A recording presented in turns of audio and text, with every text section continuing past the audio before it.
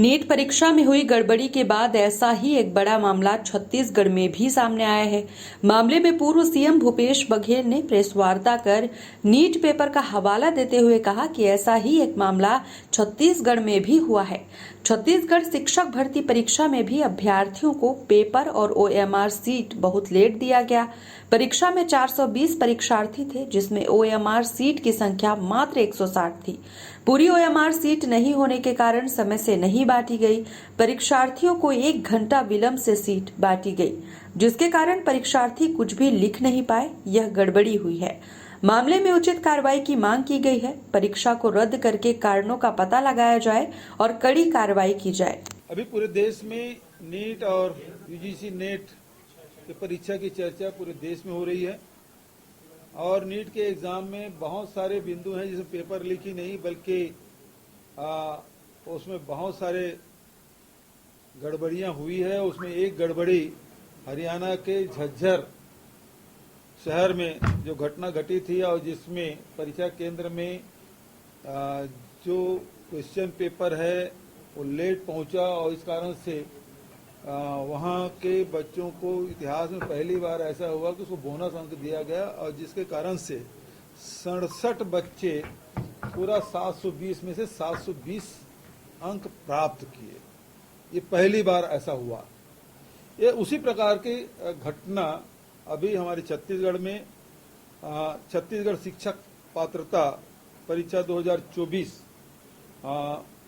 जिला धमतरी केंद्र क्रमांक 520 महर्षि वेद व्यास शासकीय महाविद्यालय भखारा में प्रश्न पत्र और उत्तर पुस्तिका विलंब से दिए जाने बाबत ये आवेदन वहां के जो परीक्षार्थी मेरे पीछे खड़े हैं वो लोग उपस्थित हैं, उनका ये आवेदन है और उनका ये कहना है कि एक तो पहली बात ये है कि हमको करीब 1.5 घंटे विलंब से ये पेपर मिला और हमको इसमें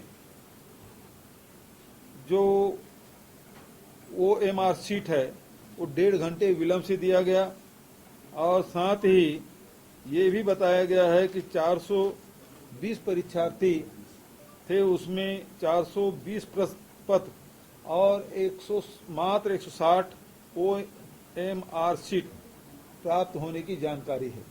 मतलब 400 बच्चे थे और ओएमआर सीट जो है वो केवल 160। तो इस कारण से ये विलंब हुआ और छात्रों ने मांग की कि हमको अतिरिक्त समय दिया जाए और ये भी बताया गया कि वहाँ जो परीक्षा नियंत्रक है वहाँ से परीक्षा नियंत्रक से बात की गई और उन्होंने देने से मना कर दिया। तो जो 400 जो बच्चे हैं जो शिक्षक पात्रता परीक्षा 2024 में प्रतिभागी बने थे और उनके साथ ये अन्याय हुआ है, धोखा हुआ है। मैं ये नहीं कहता कि इनको भी झज्जर की तरह इसको बोनस अंक दिया जाए, बल्कि इन बच्चों के फिर से परीक्षा ली जाए क्योंकि उनको 1.5 घंटा ही समय मिल पाया था। दूसरी बात यह है कि आखिर जब 400 छात्र वहां थे तो 160 ओएमआर सीट कैसे पहुंचा, इसके लिए कौन जिम्मेदार है, उसके खिलाफ कार्रवाई की जाए।